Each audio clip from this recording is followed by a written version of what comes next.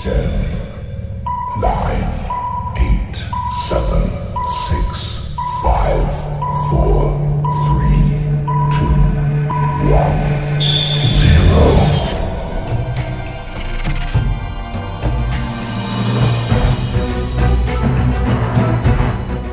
0. Branding pariwisata Kota Langsa memiliki perpaduan 7 lembar daun mangrove warna-warni yang bertangkai sinar matahari.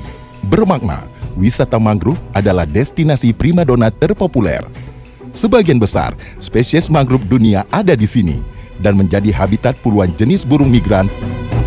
Warna-warni daun mangrove menggambarkan keceriaan masyarakat Langsa yang multi etnis, multikultur, dan dinamis, serta mencerminkan spirit sabta pesona, aman, tertib, bersih, sejuk, indah, ramah tamah, dan penuh kenangan.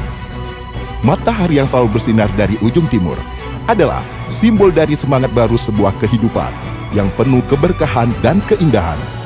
Dan Kota Langsa akan terus menyebarkan pesonanya seiring perjalanan matahari dari timur hingga ke seluruh pelosok Aceh.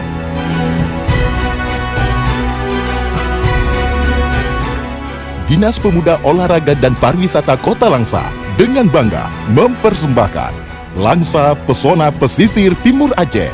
Pesonanya destinasi wisata Langsa yang penuh kenangan dan terus bersinar sepanjang masa di pesisir Timur Aceh.